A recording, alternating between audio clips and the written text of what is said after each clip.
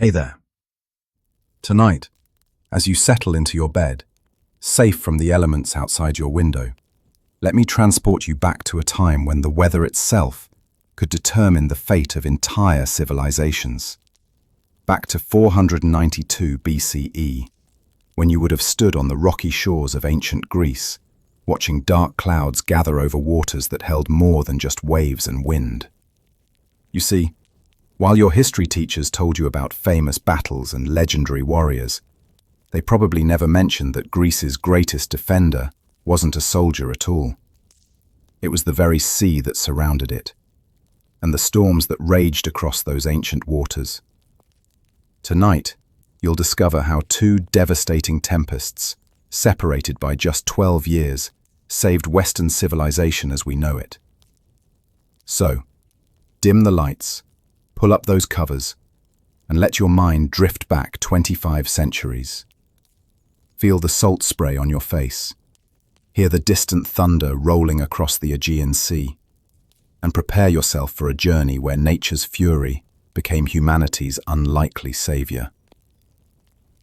Leave a comment below, telling me where you're listening from tonight, what time it is in your corner of the world, and whether you've ever experienced a storm that changed everything. Now, close your eyes, take a deep breath, and let's begin our voyage into the past. The morning sun barely pierced through the gathering clouds as you stood among the Persian fleet at Mount Athos, your sandals slipping on the wet deck of a trireme carrying 300 souls. The year was 492 BCE, and you were witnessing the mightiest naval force ever assembled, with 600 warships stretching across the horizon like floating mountains of wood and bronze. Your commander, Mardonius, son-in-law to the great King Darius himself, stood at the prow with his purple cloak billowing in the increasingly violent wind, his weathered face showing the first hints of concern as the waves grew from gentle swells to towering walls of dark water. The Persian Empire had conquered everything from India to Egypt, and now these ships carried the fate of Greece in their hulls, packed with 20,000 of the finest warriors the ancient world had ever produced. But you noticed something the generals hadn't yet acknowledged. The local Greek sailors among the forced conscripts were muttering prayers to Poseidon, their eyes wide with a fear that had nothing to do with battle. They knew these waters, knew the signs, knew that when the wind shifted from the north in this particular way, when the seabirds disappeared inland, when the very air seemed to thicken with an electric charge, the peninsula of Athos became a graveyard for ships.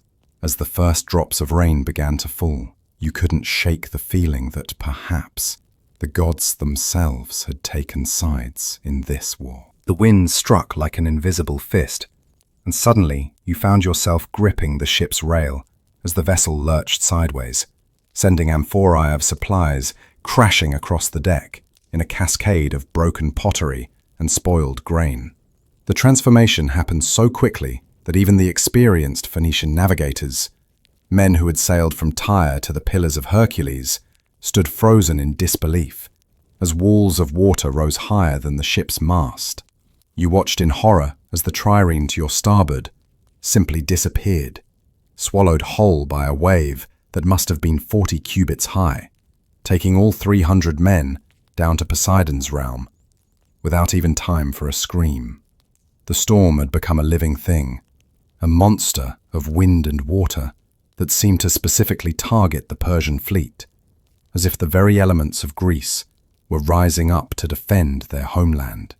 Your ship's captain, a weathered Phoenician with scars from a dozen naval campaigns, was shouting orders in 3 languages, but his voice was lost in the howling wind that tore the mainsail from its mast like papyrus. The oarsman below deck was screaming, water pouring through the oar ports as the ship rolled at impossible angles, and you could hear the hull groaning, those massive cedar timbers from Lebanon beginning to splinter under pressures they were never designed to withstand. Through the spray and chaos, you glimpsed other ships being driven toward the rocky fangs of the Athos coastline, their crews powerless to prevent the inevitable crushing impact. Lightning split the darkness with such frequency that the night became a stuttering nightmare of brief, terrifying illuminations, each flash revealing another ship in its death throes against the jagged rocks of Mount Athos. You clung to broken rigging as your own vessel spun helplessly in the maelstrom, watching through salt-burned eyes as the pride of Persia's navy was reduced to kindling. A massive warship, one of the royal flagships with its golden ram gleaming even in the storm, struck the cliffs with a sound like thunder, its hull splitting open to spill men and supplies into the churning foam, where they vanished instantly. The screams of drowning men somehow pierced through the storm's roar, a chorus of despair in Persian, Phoenician, Egyptian, and a dozen other tongues of the empire, all united in their final moments by the universal language of terror. Your own ship's mast finally snapped with a crack like a giant's bones breaking, the massive timber crashing down to crush a dozen men before sliding into the sea, taking with it any hope of controlling the vessel's movement.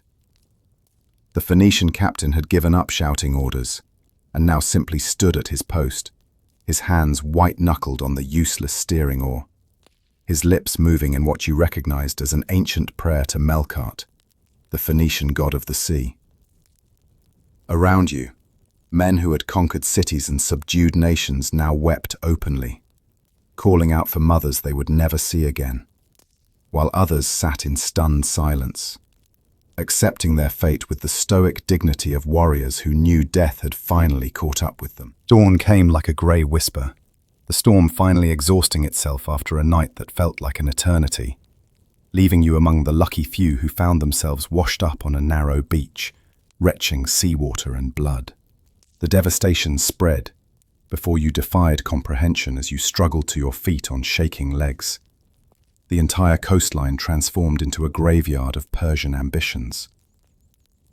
Broken ships littered the shore for as far as you could see, their painted eyes that once struck fear into enemies, now staring blindly at the sky, while bodies rolled in the surf, purple cloaks and common tunics alike rendered equal by death. You counted perhaps 200 survivors from your ship alone, out of the 300 who had sung victory songs just yesterday. And as you looked at their hollow eyes and trembling hands, you realized these men would never be soldiers again.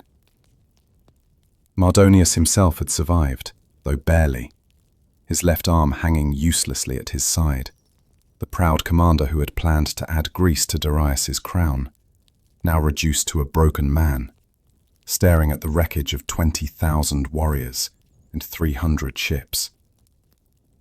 The locals were beginning to appear on the cliff tops, not the cowering Greeks the Persians expected to conquer, but figures who watched the devastation below with something approaching awe, as if their prayers to Poseidon had been answered in the most spectacular fashion imaginable.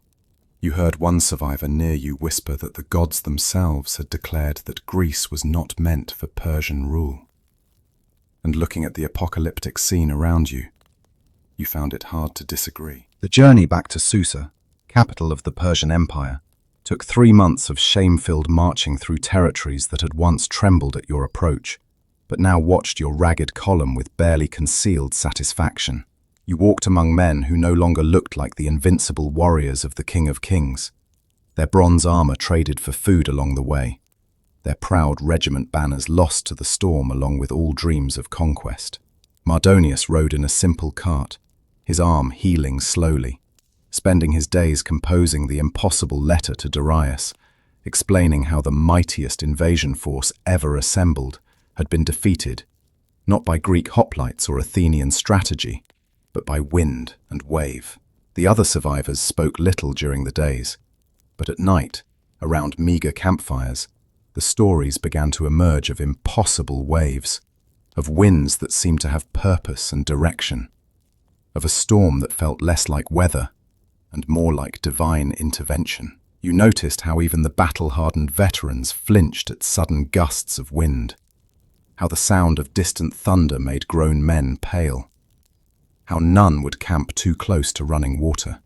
The empire's subjects in Asia Minor, who would normally prostrate themselves before a Persian military column, now stood and watched your passage with a new kind of look.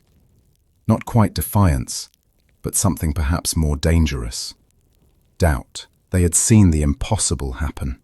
The invincible Persian military machine brought low by forces beyond human control. And in their eyes, you could see the first flickering flames of future rebellions. King Darius received your column in his throne room at Susa, the vast hall with its 100 columns, seeming to press down upon you with the weight of imperial disappointment, though the King of Kings maintained his composure with the practice of absolute power. You stood among the survivors as Mardonius gave his report, his voice steady, despite his obvious expectation of execution, describing the storm in terms that sounded mythical, even to those who had lived through it.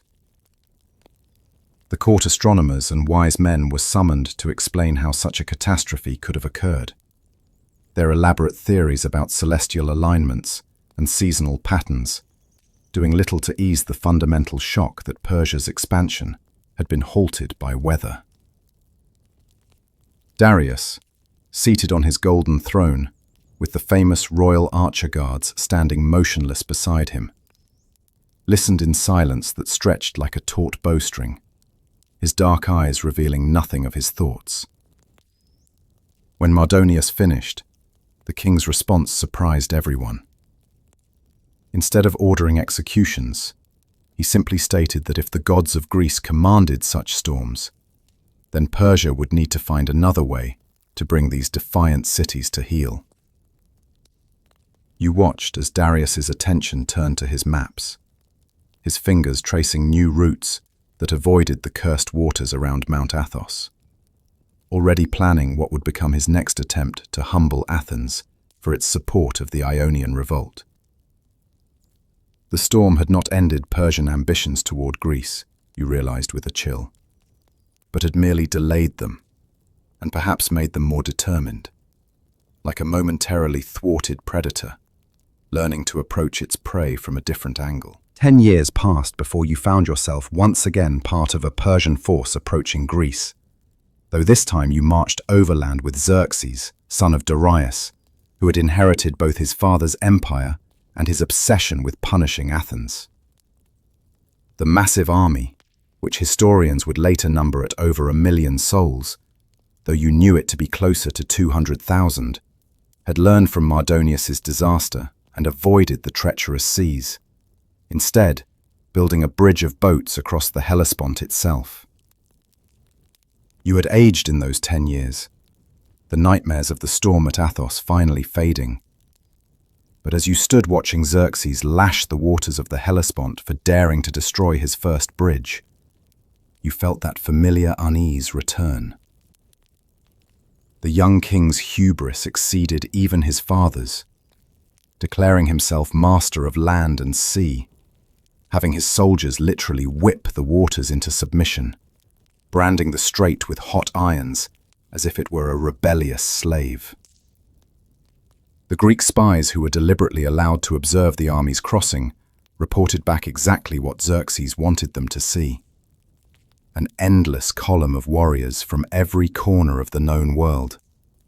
Immortals in their gold-threaded uniforms, Indian war elephants, Ethiopian warriors with painted skin, Scythian horse archers, and Egyptian marines. Yet you, having survived divine intervention once before, noticed what others celebrated as good omens might be warnings. The unseasonably calm weather, the strange behavior of birds, the way the very air seemed to hold its breath, as if the gods were waiting to see how far Xerxes would push his luck. Standing there, watching the king declare victory over nature itself, you couldn't shake the feeling that you were witnessing the prelude to another catastrophe. Thermopylae had fallen after 3 days of bloody resistance, the brave 300 Spartans and their king Leonidas finally overwhelmed. And you marched through the narrow pass still slick with blood, while trying not to think about how few men had held off so many for so long. Athens burned exactly as Xerxes had promised, the smoke visible for miles, the Acropolis itself in flames as revenge for Sardis. And you watched Persian soldiers carrying off statues and treasures that had stood for centuries. Victory seemed complete. The Greek resistance broken, their fleet retreating to the island of Salamis, where they appeared trapped between the Persian navy and the occupied mainland. You stood on the heights overlooking the Strait of Salamis as Xerxes ordered his golden throne placed on Mount Agalios to watch what he expected to be the final destruction of Greek naval power. The Persian fleet, rebuilt and reinforced since the disaster at Athos, numbered over 1,200 ships, facing barely 300 Greek vessels that looked small and insignificant in comparison. Queen Artemisia of Halicarnassus, the only female admiral in the fleet and the only one brave enough to counsel caution, had warned that the narrow straits favored the Greeks, but Xerxes dismissed her concerns with a wave of his jeweled hand. As September's end approached and you felt the first hints of autumn in the air, you noticed the old sailors among the fleet looking nervously at the sky, muttering about the season of storms, about how these waters could turn treacherous when the weather changed. But Xerxes, seated on his throne with scribes ready to record his triumph, seemed oblivious to anything but his coming victory. The battle began at dawn, with the Persian fleet advancing into the strait in magnificent formation. Their ships painted in brilliant colors, drums beating the rowing rhythm that had terrorized the Mediterranean for generations. You watched from your position near Xerxes as the initial engagement seemed to go exactly as planned, the superior numbers of Persian ships beginning to encircle the Greek fleet like a python preparing to crush its prey. But then, something strange happened that reminded you uncomfortably of that day at Athos. The wind began to shift, slowly at first, then with increasing violence, channeling through the narrow strait in a way that favored the heavier Greek vessels. The Persian ships, built for open ocean with high sterns and prows, caught the wind like sails, making them difficult to maneuver in the confined space, while the lower, more compact Greek triremes remained stable. You saw the concerns spread through the Persian admirals as their carefully orchestrated battle plan began to unravel. Ships colliding with each other in the increasingly choppy waters, oars tangling, the numerical advantage becoming a liability in the narrow space. The morning wind, which local Greeks called the Vrisi, was something they had counted on, something they knew would come, but which the Persian naval commanders had never considered in their calculations. Xerxes stood from his throne, his face darkening as he watched his magnificent fleet struggle against both the enemy and the elements, while beside him, Artemisia's expression suggested she was too wise to say she had warned of exactly this possibility. The collision happened in slow motion, but with inevitable certainty, as a massive Phoenician flagship, driven by the wind and unable to stop its momentum, rammed directly into the side of an Egyptian vessel, both ships' oars shattering like twigs. You could hear the screams even from the mountainside, as hundreds of men were crushed between the vessels, or thrown into the churning waters where, weighted down by armor, they sank immediately. The chain reaction spread through the Persian fleet like a plague, each collision causing more ships to lose control, the wind pushing them relentlessly into each other, while the Greeks, knowing these waters and this wind, danced around the edges of the chaos like wolves picking off stragglers. A Cypriot ship tried to retreat, but found its path blocked by advancing reinforcements, the two forces meeting in a tangle of splintered wood and screaming men. You watched Xerxes grip the arms of his throne so tightly his knuckles went white as he witnessed his glorious navy destroying itself, the wind turning what should have been an organized battle into a maritime disaster. The strait had become a trap, but not for the Greeks as intended. Instead, the Persian fleet found itself imprisoned by its own numbers, the wind, and the geography they had failed to respect. Some captains, seeing the disaster unfolding, tried to signal retreat, but their flags were torn away by the increasingly violent gusts. their trumpet calls lost in the combination of wind, crashing timber, and the screams of thousands of drowning men. By midday, what had started as a naval battle had transformed into something you had seen once before, though this time it was wind rather than a full storm that served as Greece's ally. The Persian fleet's formation had completely collapsed, ships ramming each other in desperation to escape the confined waters, while Greek triremes struck with surgical precision at any vessel that separated from the chaotic mass. You noticed how the Greek sailors seemed to anticipate every gust, using the wind patterns they had known since childhood to their advantage, their bronze rams finding Persian hulls with deadly accuracy. Xerxes had begun executing his own admirals, ordering them brought before him to explain their failure before having them beheaded on the spot, as if killing his commanders could somehow reverse the disaster unfolding below. The water of the strait had turned red with blood, so thick with bodies and debris that ships could barely move through it, their oars catching on floating corpses and broken timber. Artemisia, showing the tactical brilliance that had made her legendary, managed to escape by ramming and sinking a friendly ship to convince the Greeks she had changed sides, allowing her to flee while they attacked other targets. You saw Persian nobles throwing away their golden armor and jeweled swords, trying to swim to shore in simple tunics, their pride abandoned in the face of survival. The wind continued to blow, steady and relentless, as if the ghost of every Greek who had died at Thermopylae was pushing against the Persian fleet, denying them the total victory they had seemed so close to achieving. As the sun began its descent toward the western mountains, you witnessed the complete dissolution of Persian naval power, with barely a third of the magnificent fleet remaining afloat, and most of those trying desperately to escape the killing ground the strait had become. The beaches below Xerxes' throne were thick with Persian bodies washing ashore, so many that they formed a carpet of death that would take weeks to clear, their purple cloaks and golden ornaments making them easy targets for Greek soldiers who had descended to finish off survivors. You heard Xerxes speaking rapidly to his advisors, his voice cracking with disbelief, demanding to know how the inferior Greek fleet had destroyed his armada, refusing to acknowledge that once again the elements themselves had sided with Greece.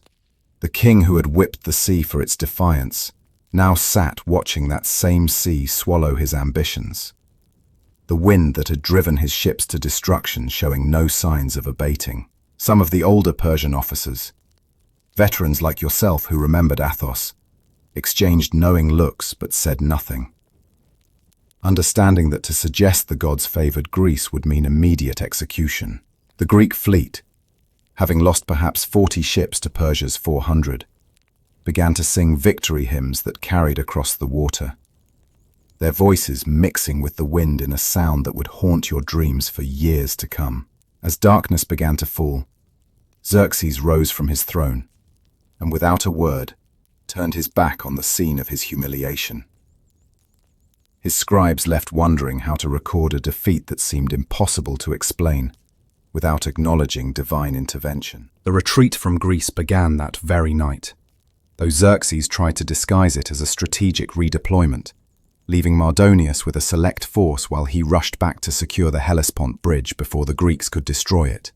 You marched with the king's column through territories that had cheered your advance just months before, but now watched in silence, understanding that the mighty Persian Empire had been humbled by a force of nature and a handful of determined Greek cities. The speed of the retreat was punishing, men collapsing from exhaustion along the roads, abandoned like broken equipment, while Xerxes pushed forward with an urgency that bordered on panic. You remembered this feeling from your retreat with the elder Mardonius 10 years ago. The shame of warriors defeated, not by superior tactics or courage, but by wind and wave, as if the very air and water of Greece rejected foreign dominion.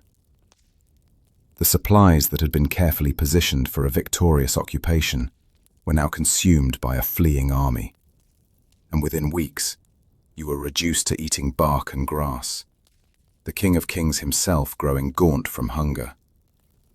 Disease spread through the ranks, men who had survived the disaster at Salamis now dying of dysentery on the roads of Thrace. their bodies left unburied in the haste to reach the safety of Asia. The bridge of boats across the Hellespont had been damaged by storms, forcing the army to cross in small ferry boats, the symbolic reversal of your triumphant crossing months before, not lost on anyone who witnessed it. Back in Sardis, the regional capital where Xerxes finally stopped his flight, you witnessed the king's transformation from confident conqueror to haunted survivor, spending his days in darkened rooms, refusing to discuss the Greek campaign with anyone. The official version of events, carefully crafted by court scribes, blamed various admirals and generals for the defeat, never mentioning how the wind had turned the narrow strait into a Persian graveyard.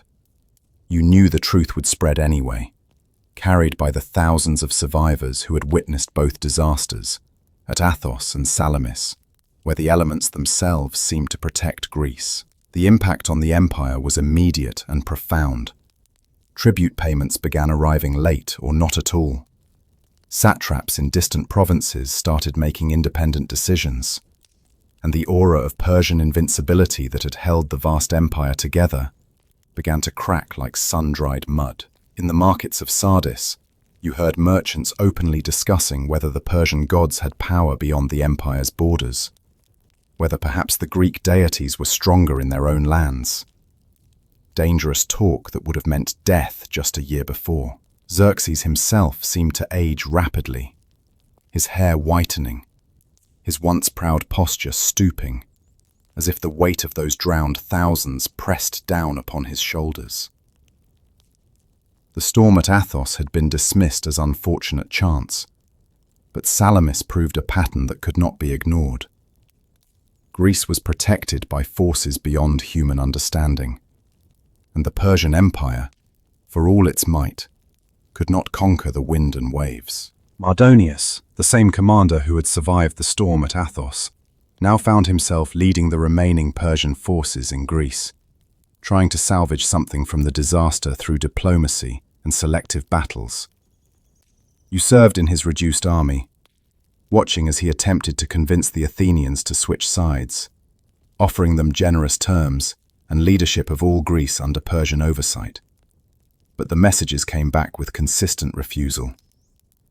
The Greeks had seen their gods manifest in wind and wave, had witnessed the impossible happen twice, and their confidence bordered on religious fervor. Mardonius, scarred by his own experience with Greek weather, carefully avoided any naval operations, keeping his forces strictly on land, where wind could not trap them against cliffs or drive them into each other. You noticed how he would look at the sky constantly, checking for signs of storms, how he insisted on multiple escape routes from every position, how he had developed an almost supernatural fear of being caught near the sea during bad weather.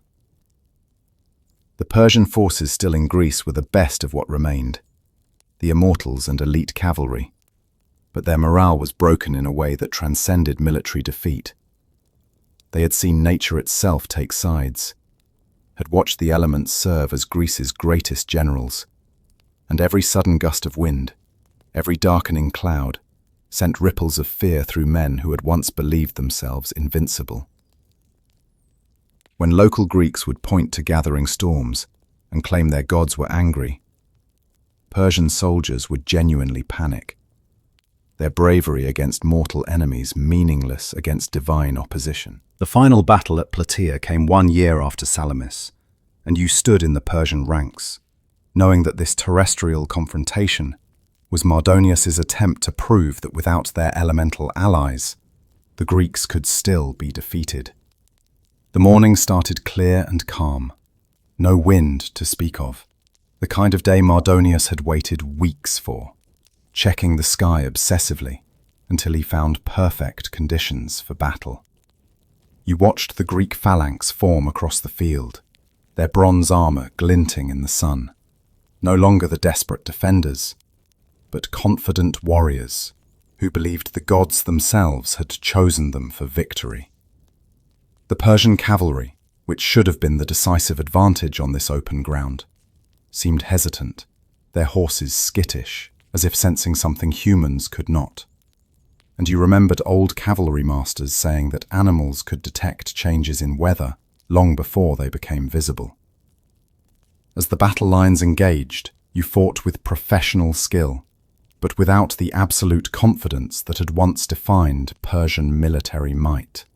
Part of your mind always watching for sudden changes in the wind, for clouds gathering where none should be. When Mardonius fell, struck down by a Spartan warrior's stone, the Persian line broke not just from the loss of leadership, but from a deeper defeat of spirit. You retreated with the survivors, and as if to confirm every Persian fear, a sudden afternoon storm arose, turning the retreat into a muddy chaos, the rain and wind seeming to chase the Persian forces from Greek soil. The coincidence was too much for many soldiers, who threw down their weapons and simply ran, convinced that Greece's gods would never allow them victory, that the very elements were soldiers in the Greek army. You made it back to Persian territory with less than a quarter of the force that had stayed with Mardonius, walking through mountain passes where snow began to fall unseasonably early, as if Greece's weather was ensuring you never forgot your defeat. The stories that spread through the empire were no longer about military tactics or numbers, but about the supernatural protection of Greece. How twice the Persian fleet had been destroyed by storms. How even land battles seemed to summon adverse weather. In taverns from Babylon to Bactria, soldiers who had never been to Greece spoke in hushed tones about the cursed waters of the Aegean, about winds that could think, and storms that chose sides. You found yourself in Persepolis, the ceremonial capital, where relief carvings showed all the nations of the earth bringing tribute to the King of Kings, but conspicuously absent were any Greeks. The artists had been ordered to add them after the expected victory, but now those blank spaces served as permanent reminders of the empire's only failure. Young Persian nobles who had been children during the invasions grew up hearing these stories, and you noticed how none of them spoke of future campaigns against Greece, how the western border of the empire became a boundary not just of territory, but of ambition. The court astronomers developed elaborate theories about why Greek weather was so unpredictable and violent, but you knew the simple truth that every survivor carried. Some lands were not meant to be conquered, protected by forces that no army, no matter how vast, could defeat. Years passed and you grew old in the service of the empire, eventually becoming a military instructor in Susa, teaching young recruits the arts of war while carefully avoiding any mention of your experiences in Greece. But the memories haunted you on storm-filled nights, when wind would rattle the shutters and you would find yourself back on that doomed ship at Athos, or watching the disaster at Salamis unfold. The empire never again attempted to conquer Greece, the two invasions serving as a permanent lesson in the limits of human ambition against divine will. You watched as Xerxes retreated further into palace pleasures, building impossible gardens and monuments, as if trying to prove his mastery over nature in safe, controlled environments. The Greek cities, meanwhile, began their own golden age, their confidence boosted by what they saw as proof of divine favor, building the Parthenon and creating art that celebrated their impossible victories. Persian foreign policy shifted entirely, focusing on controlling Greece through gold rather than bronze, funding different cities against each other, a strategy that proved far more effective than direct invasion. When young officers would ask you about the Greek campaigns, you would tell them about the battles and tactics, but always ended with the same warning. Never fight where the gods have chosen a side. Never ignore the signs in wind and wave. The storms that saved Greece had become more than weather in the telling and retelling. They had become the moment when the expansion of the greatest empire on earth was stopped by forces beyond mortal comprehension. On your deathbed in Susa, surrounded by grandchildren who had never known war, you finally spoke freely about what you had witnessed. needing someone to understand the truth before it became nothing but legend. You described the wall of water at Athos that rose higher than any city wall. The sound it made, like all the gods screaming at once. How grown warriors had wept like children as their ships were torn apart. You told them about Salamis, about wind that seemed to have eyes and purpose, selecting Persian ships for destruction while leaving Greek vessels untouched, defying every natural law you understood. Your eldest grandson, training to be a scribe, asked if you truly believed the Greek gods had intervened, and you could only tell him what you knew, that twice, at the moment of Persian victory, storms had risen from nowhere to save Greece. You made him promise to record your words exactly, not the official version that blamed incompetent admirals, but the truth that empire's greatest defeats had come from wind and rain and wave.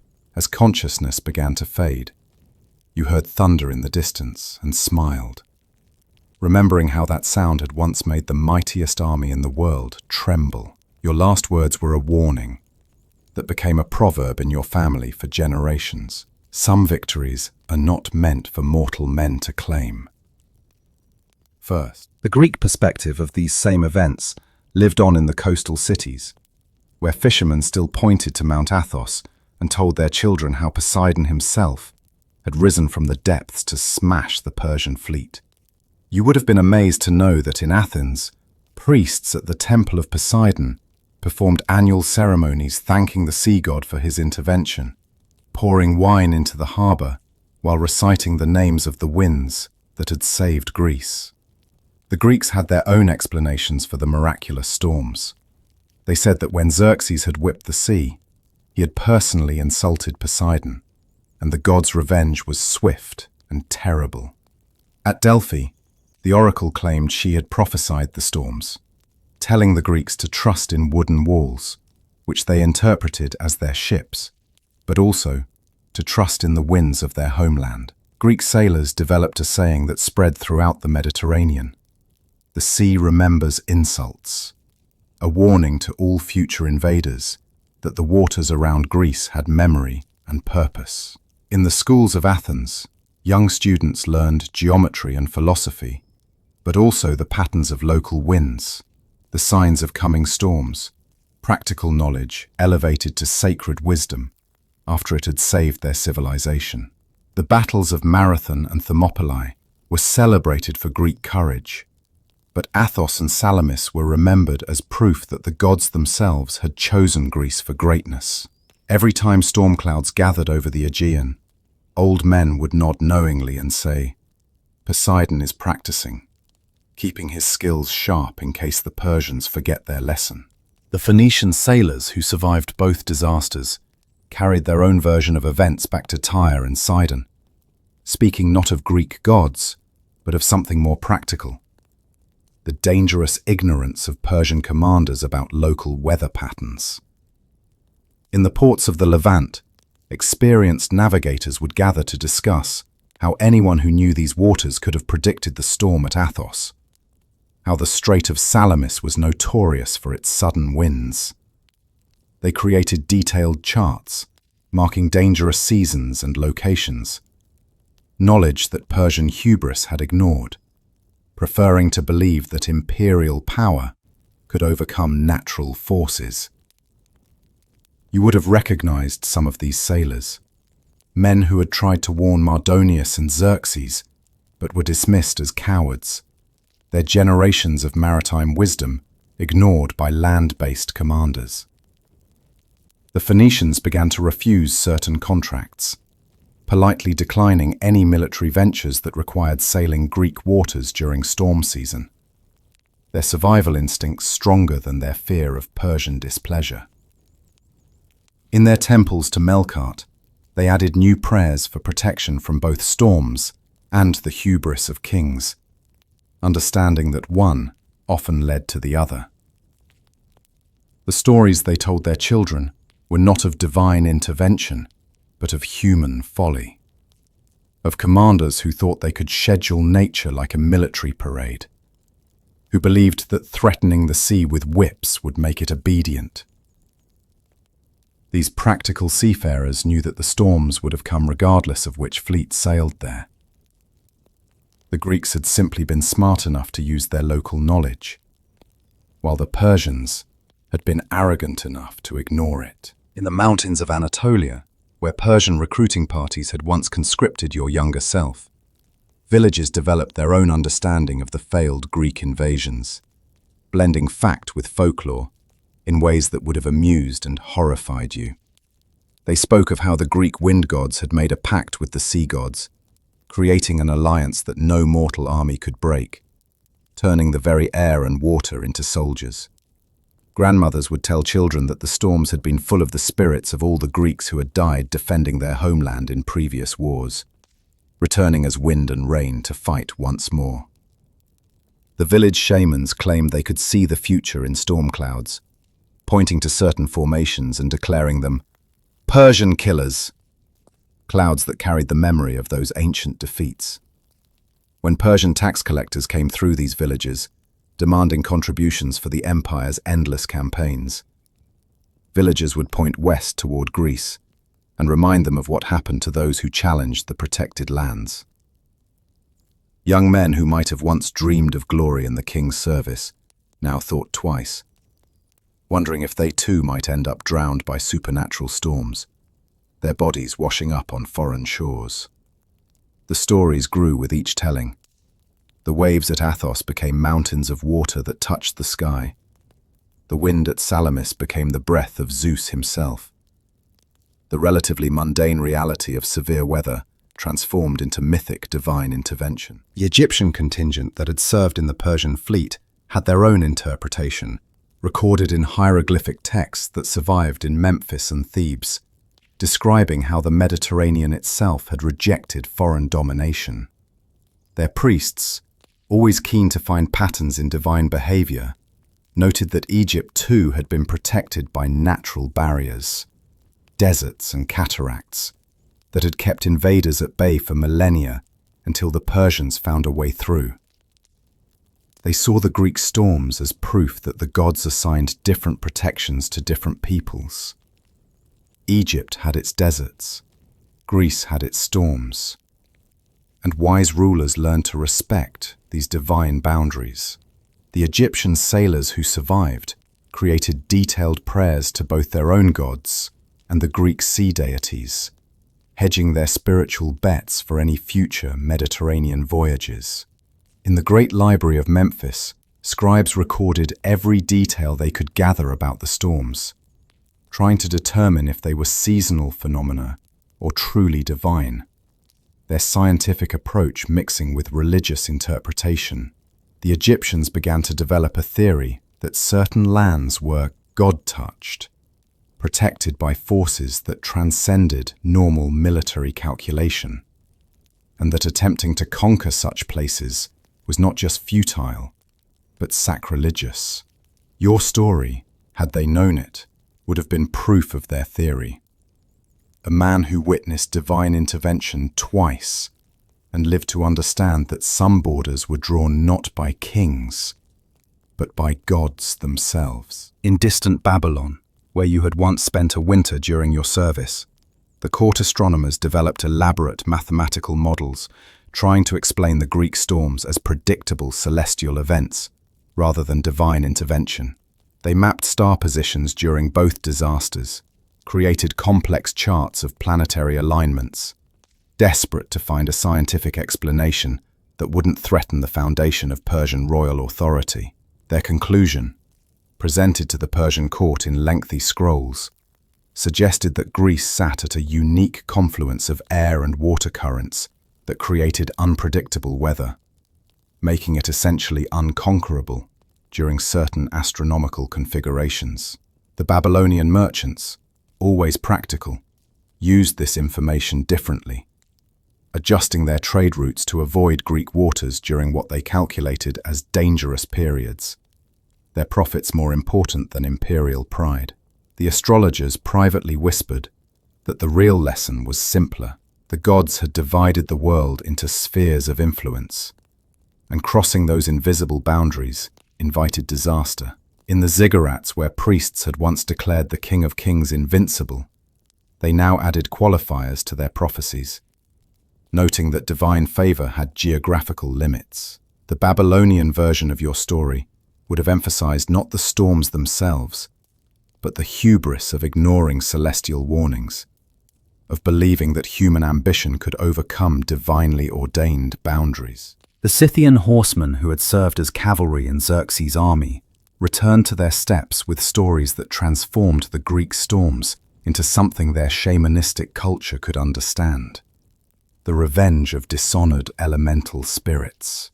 According to their telling, when Xerxes had whipped the sea, he had broken an ancient compact between humans and the elements, triggering a response that no amount of military might could counter.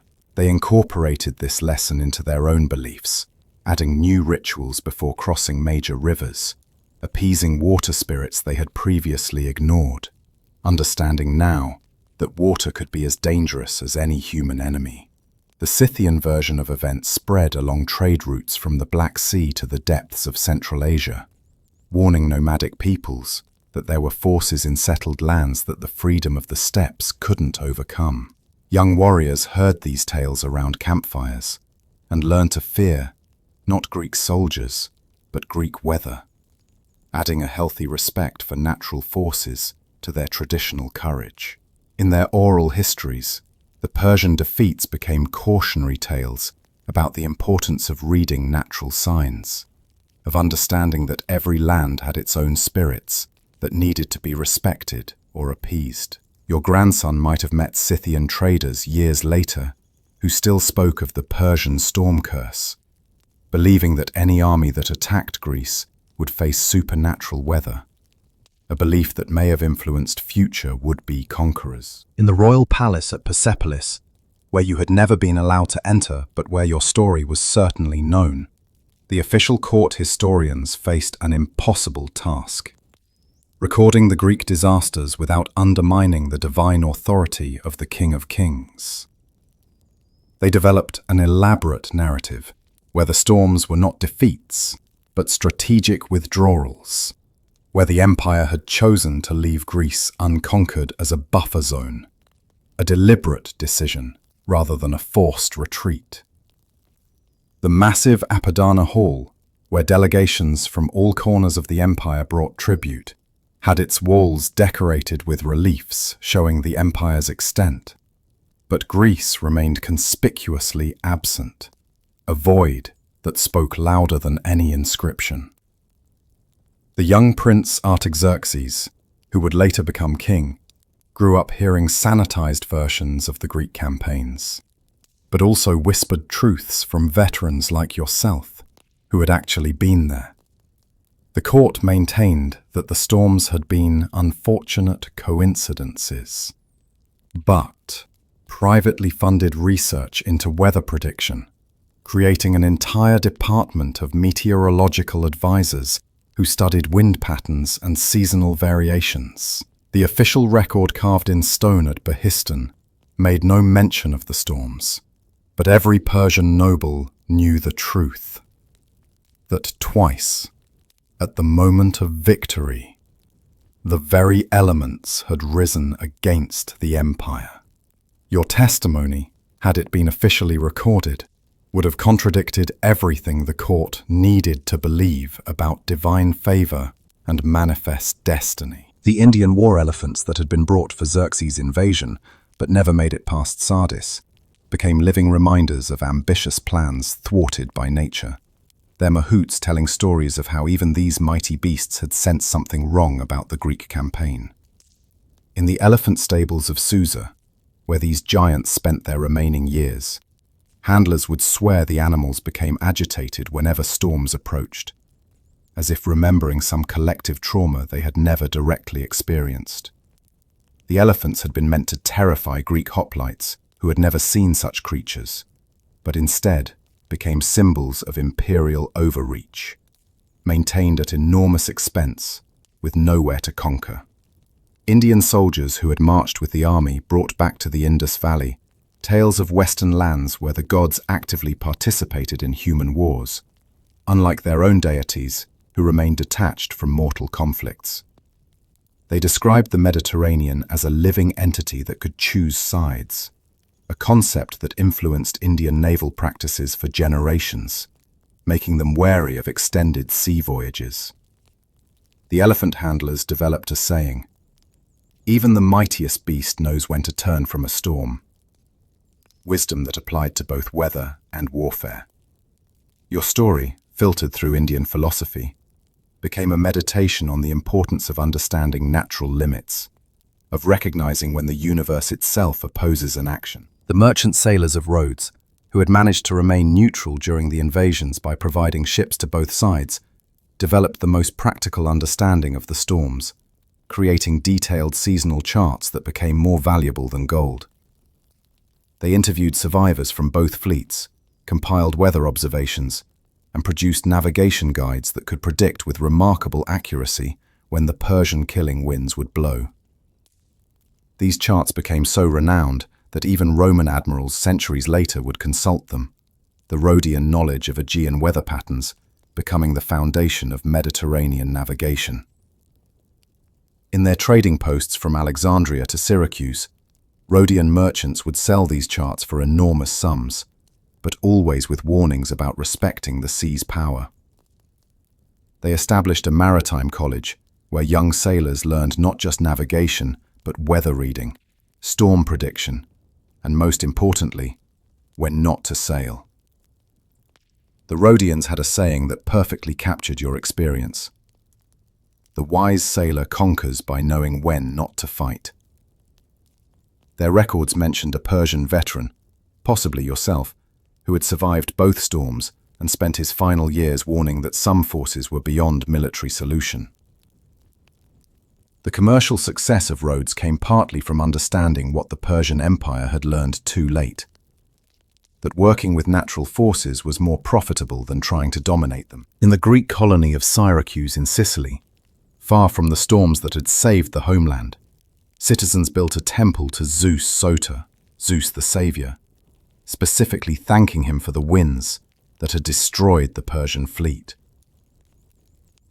The temple's friezes depicted not traditional battle scenes, but ships being torn apart by anthropomorphized winds, with fierce faces and grasping hands, a unique architectural acknowledgement of weather as warfare. Sicilian Greeks, who had been preparing to flee if Persia conquered the homeland, instead found themselves celebrating divine meteorological intervention, composing hymns that attributed consciousness and purpose to the storms. The tyrant Gelon, who had promised to help Greece, but conveniently arrived too late, claimed that he had been holding back because the gods had told him they would handle the Persian threat themselves. In the workshops of Syracuse, artisans created commemorative plates and vases, showing Persian ships being swallowed by waves shaped like sea monsters, popular items that traded throughout the Mediterranean. The Sicilian version of events added layers of divine drama. They claimed the storms had been a contest between Eastern and Western gods, with the Greek deities proving superior on their home territory. Your story, reaching Syracuse through merchants and sailors, was transformed into a tale where you were not just a witness, but a messenger sent back to Persia to warn against future attempts to challenge divine will. The oracle at Delphi, which had given ambiguous prophecies before both invasions, now claimed perfect foreknowledge, the priests retroactively interpreting their vague utterances as clear warnings about the storms. They produced new prophecies, suggesting that Greece was protected by a wall of winds that would activate whenever foreign invaders threatened, turning the historical storms into an eternal, divine promise. Pilgrims from across the Mediterranean came to ask if their own lands had similar divine protection, making Delphi wealthy from consultation fees, as every nation wanted to know if they too had supernatural defenders. The Pythia, speaking in her trance, would describe visions of future invaders being destroyed by lightning and waves, maintaining Greek confidence that their gods remained vigilant. The priests carefully recorded every detail about the storm dates, wind directions, and casualties, creating a sacred meteorological record that they claimed could predict future divine interventions. They also began selling storm blessings, small lead tablets inscribed with prayers that supposedly could summon protective winds, though these conspicuously never worked outside Greek territory. Your experience, had you visited Delphi, would have been transformed into divine testimony. The priests eager to have a Persian witness confirm their god's power, though they would have carefully edited your words to support their narrative. Years after the invasions, in the Greek colonies along the Black Sea, where Scythian gold traded for Athenian pottery, a new genre of storytelling emerged that blended both perspectives of the great storms. These frontier tales acknowledged both divine intervention and natural patterns, creating narratives where the gods work through predictable seasonal weather rather than pure miracle. The colonists, living far from homeland protection, developed elaborate weather rituals that combined Greek religious practice with local shamanic traditions, hoping to recreate the divine meteorological shield that had saved Greece. They would gather during storm season to recite the names of every ship destroyed at Athos and Salamis, believing that remembering the dead would strengthen the protective winds for future generations. Former Persian subjects who had settled in these colonies after gaining freedom brought their own perspectives, describing how the storms had freed them from imperial service, making bad weather a liberation rather than a disaster. The mixed population created syncretic religious practices, worshipping hybrid deities that combined aspects of Greek wind gods with Persian and Scythian weather spirits. Your story in these distant colonies became a bridge between cultures, proof that the divine spoke through natural forces that all peoples could recognize and respect, even if they named them differently. In Athens itself, the city that had been burned but never conquered, philosophers began debating whether the storms had been divine intervention or simply fortunate timing that appeared miraculous in retrospect. Socrates, still young when you were dying, would later use the Persian storms as examples in his dialogues about the nature of divine justice and whether the gods actively intervened in human affairs. The sophists argued that clever Athenian leaders had simply known their local weather patterns and used them strategically, while their opponents insisted that such perfect timing twice could only be divine. The debates took place in the rebuilt agora, where merchants sold storm wine, supposedly made from grapes harvested during the great tempests, though everyone knew the timing was impossible. Athenian democracy itself was strengthened by the storms, citizens arguing that their form of government had been divinely endorsed through meteorological intervention. The city's architects incorporated wind motifs into every major building, spirals and swirls that commemorated their atmospheric salvation, making the storms a permanent part of Athens's visual identity. Your perspective would have fascinated these philosophers, a Persian who had experienced both defeats, who could testify whether the storms felt natural or supernatural, though they would have interpreted your words through their own philosophical frameworks. The Spartan interpretation of the storms differed markedly from other Greek states, focusing less on divine intervention and more on Persian weakness in failing to prepare for predictable natural challenges. In their military schools, young Spartans learned that the Persians had been defeated by their own softness, their inability to endure the hardships that Greeks accepted as normal. The Spartan elders taught that, while Leonidas and his 300 had shown how to die gloriously at Thermopylae, the storms showed how the gods rewarded those who lived simply and respectfully with nature. They incorporated weather training into their already brutal agoge system, forcing young warriors to train during storms, to fight in rain and wind, to become comfortable with the very conditions that had destroyed the Persians. The Spartans claimed that their lifestyle of hardship had made them worthy of divine protection, that the storms were rewards for their discipline rather than gifts to all Greeks. In their version of events, the Persians had been punished for their luxury and excess, their golden ships and purple sails attracting divine jealousy and natural destruction. Your austere final years would have earned Spartan approval, seeing in your simple acceptance of fate the wisdom that comes from surviving divine judgment. The women of Greece, often forgotten in military histories, had their own understanding of the storms, seeing them as answers to prayers they had offered while their men prepared for seemingly hopeless battles. In temples across Greece, mothers and wives had prayed not for victory, but for any intervention that might save their families from Persian slavery, and the storms seemed like direct responses to female desperation. They created new religious festivals celebrating the weather mothers, honoring those who had prayed during the invasions, believing that female prayer had moved the gods when male military might had seemed insufficient. In Corinth, priestesses of Aphrodite claimed the goddess of love had summoned the storms to protect Greek beauty from Persian possession, adding romantic mythology to meteorological events. The weaving halls where women gathered became centers of storm storytelling, patterns of waves and winds incorporated into fabrics that became family heirlooms, each thread representing a Persian ship destroyed. These textiles told your story from a different angle, not of military defeat, but of divine response to human vulnerability, of gods moved by the tears of those who had no weapons but prayer. The women understood something that warriors often missed, that the storms had saved not just Greek independence but Greek families, preventing the mass enslavements that followed Persian conquests elsewhere. In the silver mines of Laurion, which had funded the Athenian fleet that fought at Salamis, slave workers developed their own mythology around the storms, seeing them as punishment for imperial ambitions that relied on forced labor.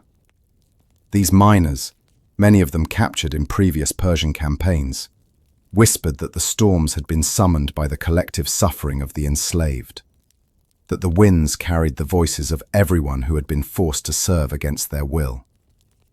They created secret religious practices in the dark tunnels, praying to unnamed gods of liberation who manifested as destroying winds, seeing in the Persian defeat a promise that all empires built on slavery would eventually face divine retribution. The mine overseers noticed that production increased during storm season, workers believing that their labor during tempests contributed to protective weather, a superstition that management encouraged for its practical benefits. Some miners claimed to have prophetic dreams, where they saw future storms destroying other oppressive powers, creating an underground tradition of weather prophecy that worried Greek authorities. Your story, filtered through slave interpretation, became proof that the gods sided with the oppressed, that nature itself rebelled against those who would chain others, though you might not have recognized your experience in their revolutionary retelling. The merchants who had profited from provisioning both sides during the wars created their own narrative, where the storms were divine judgments on war itself, punishments for disturbing the profitable peace of trade. In ports from Byzantium to Carthage, these traders spread stories that emphasized how the storms had destroyed not just Persian military might, but enormous quantities of valuable goods, making the tempests enemies of commerce. They developed elaborate insurance systems for sea voyages, with premiums that increased dramatically for any route that passed near Mount Athos or through the Strait of Salamis during storm season. The merchant version of your story emphasized the waste, all that bronze and gold lying on the seafloor, all those skilled sailors drowned, all that potential profit lost to wind and wave. They created trading partnerships that specifically excluded military ventures, arguing that the storms had proven that mixing commerce with conquest invited divine destruction of both. In their counting houses, they kept detailed records of every valuable item lost in both storms, calculating the total cost of challenging divine will in terms of talents and drachmas. Your testimony would have been valuable to them as evidence for their insurance calculations, proof that some risks were literally uninsurable because they invited supernatural intervention. The physicians and healers who had treated survivors of both storms developed medical theories about storm sickness, a condition they claimed affected anyone who had survived divine weather intervention. They described symptoms that you would have recognized: nightmares during thunderstorms, paralysis when strong winds blew, an inability to board ships without trembling, physical manifestations of supernatural trauma. These healers created treatments involving controlled exposure to mild weather, gradually rebuilding survivors' ability to function during storms, though they admitted that those who had experienced divine winds never fully recovered. In the healing temples of Asclepius, priests recorded detailed case studies of Persian and Greek survivors alike, noting that both sides showed identical symptoms, proof that divine power affected all mortals equally. They developed a pharmacology of storm-related remedies: potions for weather nightmares, salves for joints that ached before storms, incense that supposedly prevented storm panic. The medical understanding of your experience would have been that you suffered from a condition beyond normal battle trauma, that surviving divine intervention left permanent marks on both body and soul. These healers were the first to recognize what you had lived with for years, that witnessing the gods in action was a form of wound that never fully healed. As decades passed and eyewitnesses like yourself died off, the storms of Athos and Salamis transformed from historical events into foundational myths of Western civilization, stories that shaped how entire cultures understood the relationship between human ambition and divine will. In the gymnasiums where young Greeks exercised and learned, teachers used the storms as examples of how intelligence and piety could triumph over raw power, how understanding natural forces was a form of wisdom that transcended military strength. The stories evolved with each generation's needs. During times of Greek unity, the storms were proof of shared divine favor. During civil wars, different cities claimed the winds had been protecting their specific ancestors. Artists began depicting the storms with increasing elaboration, adding sea monsters, divine figures riding the winds, Persian ships transformed into mythological beasts before being destroyed. The factual core of your experience became wrapped in layers of meaning, interpretation, and purpose, each retelling serving the needs of its audience while preserving the essential truth that twice, when Greece faced annihilation, storms had risen to save it. By the time of Alexander, over a century later, Greek soldiers would pray for Persian storms before battles, believing that wind and rain were traditional Greek allies that could be summoned through proper ritual. The Roman historians who would later record these events, writing centuries after your death, struggled to reconcile the Greek accounts of divine storms with their own, more pragmatic worldview. Herodotus, writing closest to the actual events, tried to maintain historical objectivity while acknowledging that the timing of both storms defied rational explanation, ultimately concluding that whether divine or natural, the tempests had determined history's course.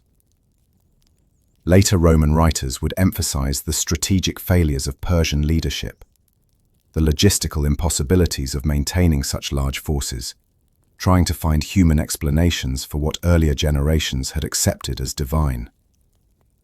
They interviewed descendants of survivors, consulted weather records, analyzed seasonal patterns, attempting to transform miracle into meteorology, though even their scientific approach couldn't fully explain the precise timing of both storms. The Roman version of your story emphasized different lessons: the importance of intelligence networks that understood local conditions, the danger of overextending supply lines, the value of flexible strategy over rigid planning.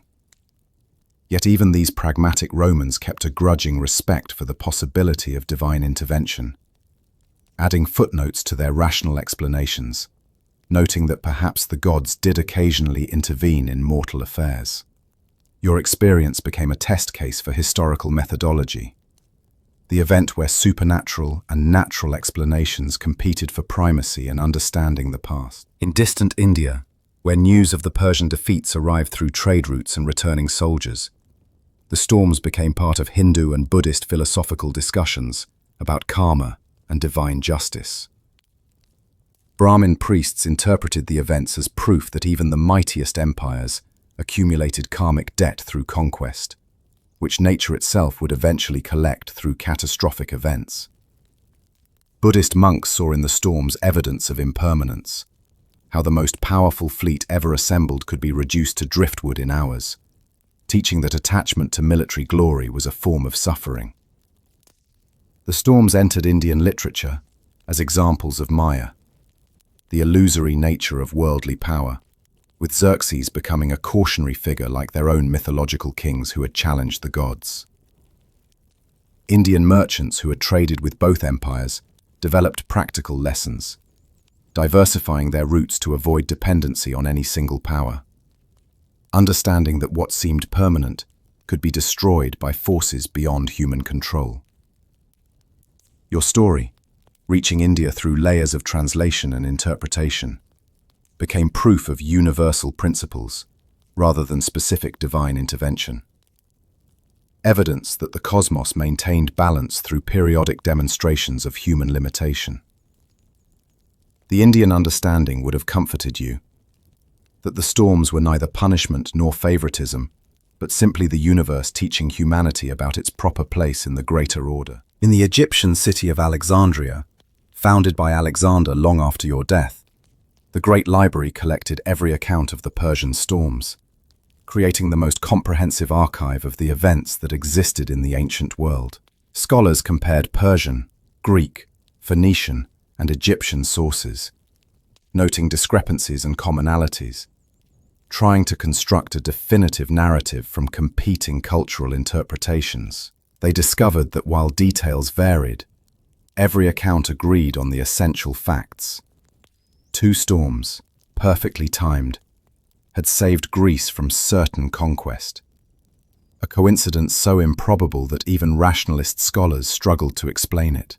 The library's meteorologists created detailed models of Aegean weather patterns, identifying the seasonal winds and pressure systems that could create such storms.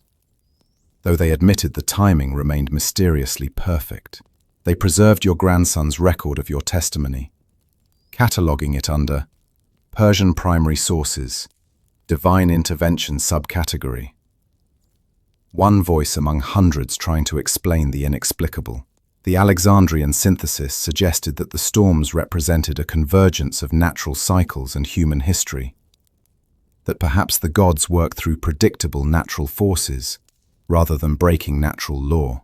Their conclusion, based on all available evidence, was that whether divine or natural, the storms had been real, devastating, and historically decisive, saving not just Greece, but the intellectual traditions that Alexandria itself embodied. The Celtic Druids in distant Gaul, hearing tales of the Greek storms through traveling merchants, incorporated them into their own weather magic, believing that the Greeks had discovered methods of alliance with storm spirits. They sent emissaries to Greek temples, trying to learn the rituals that had summoned protective tempests, offering gold and sacred knowledge in exchange for meteorological secrets. The Druids interpreted the Persian defeats as proof that each land had its own protective spirits that could be awakened through proper ceremony, leading them to develop elaborate storm-calling rituals for protecting their own territories. In their sacred groves, they would recite the names of Greek wind gods alongside their own deities, believing that international divine cooperation might create even more powerful protective storms. The Celtic version of your story emphasized the magical aspects. They imagined Persian magi battling Greek weather workers, supernatural warfare where the Greeks had proven superior. They created new forms of divination based on storm patterns, believing that the movement of clouds could reveal whether their lands were divinely protected like Greece. Your experience, transformed through Celtic mysticism, became evidence that humans could negotiate with natural forces, that storms were potential allies rather than mere hazards. In Carthage, the great rival to both Greece and later Rome, the Persian storms were studied as military intelligence, analyzing how weather had defeated the largest invasion force ever assembled. Carthaginian admirals, commanding their own powerful navy, developed strict protocols about seasonal sailing, creating the most sophisticated weather prediction system in the ancient Mediterranean. They hired Greek meteorologists, interviewed Persian survivors, collected every piece of information about the storms, determined never to suffer similar defeats. The Carthaginian interpretation was purely practical. The storms had been predictable natural events that competent naval command should have anticipated and avoided.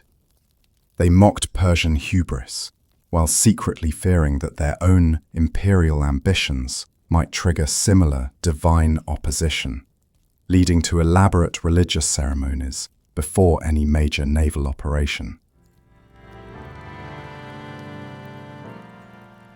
In their war colleges, the storms became case studies in the importance of respecting natural forces, of choosing battles based on environmental conditions rather than political schedules.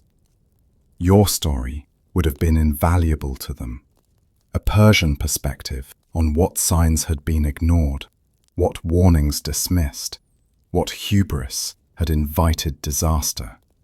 The Carthaginians learned from Persian mistakes, their navy dominating the Western Mediterranean, partly through understanding that the sea was a partner to be respected, not a subject to be commanded. As your story entered its final transformation, becoming legend rather than history, bards across the Mediterranean sang versions that suited their audiences, each culture claiming lessons that justified their worldview.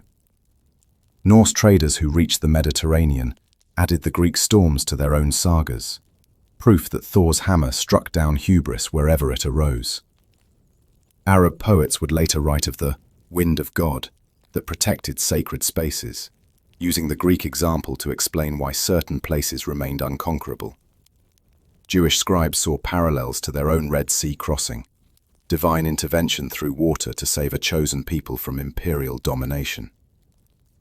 The storms became universal metaphors for divine justice, natural balance, the limits of empire, the power of homeland defense, the importance of respecting natural forces.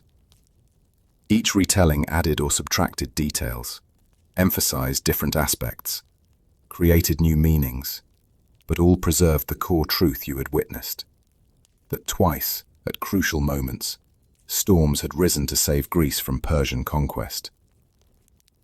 Your individual experience dissolved into collective memory, your personal trauma becoming humanity's shared story about the dangerous intersection of ambition and nature. The storms you survived became more than weather. They became proof that history's course could be changed by forces beyond human control or complete understanding. Tonight, as you drift towards sleep in your safe, modern bed, the ancient storms that saved Greece whisper their timeless lessons about the fragile nature of power and the mysterious forces that shape human destiny.